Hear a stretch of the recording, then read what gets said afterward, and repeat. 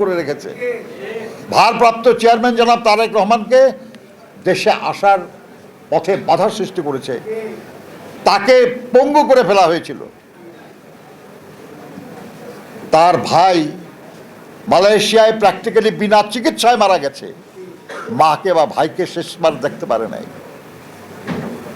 তার জানাজাতেও তারেক সাহেব আসতে পারে নাই। বিএনপির মহাসচিব সহ এমন কোন নেতা আছে যার বিরুদ্ধে অন্তত 50টা মামলা নাই? আমাদের হাবিবুন নবী সোহেলের বিরুদ্ধে 400-র বেশি মামলা। 5 তারিখে তো আমি নিজেও জেলখানায় ছিলাম, এই উদাহরণ, আমরা জেলখানায় ছিলাম। আমাকে যখন বাসা থেকে নিয়ে যায়, আমার স্ত্রী তখন দারুণ অসুস্থ, তাকে অক্সিজেন দিয়ে রাখা হয়েছে, নার্স বাসায় তার সঙ্গে, সে অবস্থায় গ্রেপ্তার করে নিয়ে যায়, ডিবিতে ফ্লোরে ফালায় রাখছেন ময়লা কম্বলের উপর। আর আমাদের কথা বলেন আমরা আওয়ামী লীগের পুনর্বাসন যাবো, আওয়ামী লীগের পক্ষে থাকবো, এই ফাজলেমের কোনো মানে হয়? এটা কি সম্ভব? এটা আমরা বেঁচে থাকতে আওয়ামী লীগের সঙ্গে আপোষ কেউ করবে? আরে আমরা তো নাই, অন্য কেউ করতে গেলে তাকে পর্যন্ত আমরা বাধা দেব। এইসব ফাজলামি করার কোনো মানে হয় না। আমাদের আছে কিছু কিছু লোক নিজেদের বুদ্ধিমান দাবি করেন, কিন্তু তাদের বুদ্ধি কারো পক্ষে বা কারো বিপক্ষে যখন যায় তখন আর বুদ্ধিমান সঠিক থাকে না।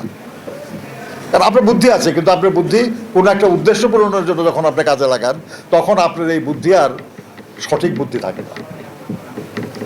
আল্লাহ যাদেরকে বুদ্ধি দিচ্ছে তাদের উচিত বুদ্ধিটা সঠিক পথে কাজে লাগানো,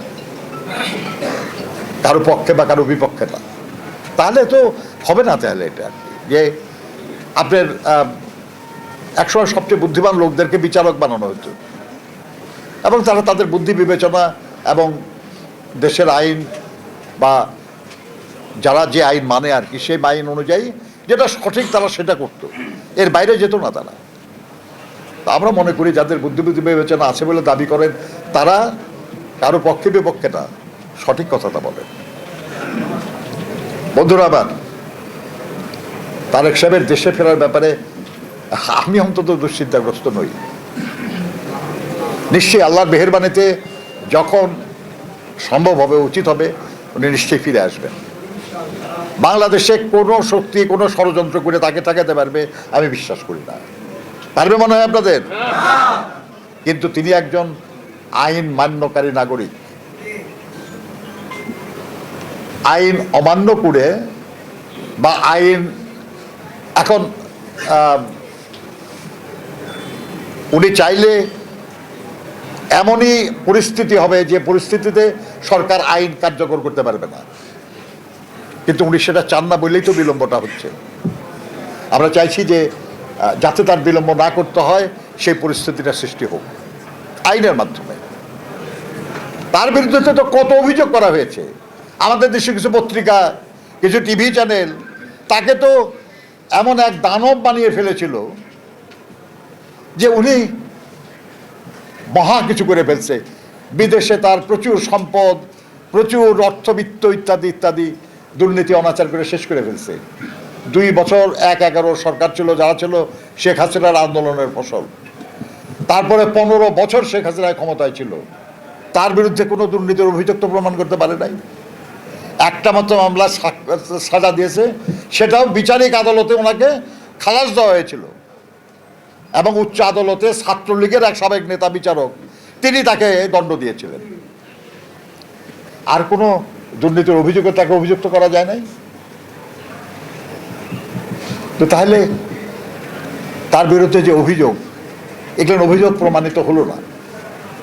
আর এত বছরে প্রমাণিত হয় নাই এমন বিরুদ্ধের সরকার ক্ষমতায় থাকার পরেও, তারপরেও কি এই অভিযোগ আর টেকে? এই অভিযোগ তো টেকে না। এই অভিযোগে মিথ্যা ছিল এটা তো প্রমাণ হয়েছে। আর যে লড়াইটা হলো, যে লড়াইয়ের মাধ্যমে আমরা শেষ পর্যন্ত বিজয়ী হলাম, এই পুরা লড়াইয়ে তার অংশগ্রহণ ছিল অত্যন্ত শক্তিশালী এবং শেষ দিকে লড়াইয়ে নেতৃত্ব তিনি দিয়েছেন। তার অবদান এমনকি ছাত্র আন্দোলনে যারা আছে তারাও স্বীকার করে।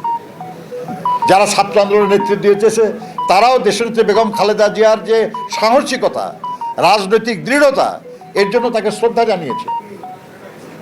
কাজেই সেরকম মানুষ তারা বাংলাদেশের রাজনীতিতে গুরুত্বপূর্ণ ভূমিকা পালন করুক, এটাই জনগণের প্রত্যাশা। আমরা আশা করি সে প্রত্যাশা আল্লাহ পূরণ করবেন। আমি 12 দলীয় জোটকে ধন্যবাদ জানাই যে তারা এই অনুষ্ঠান আয়োজন করেছেন।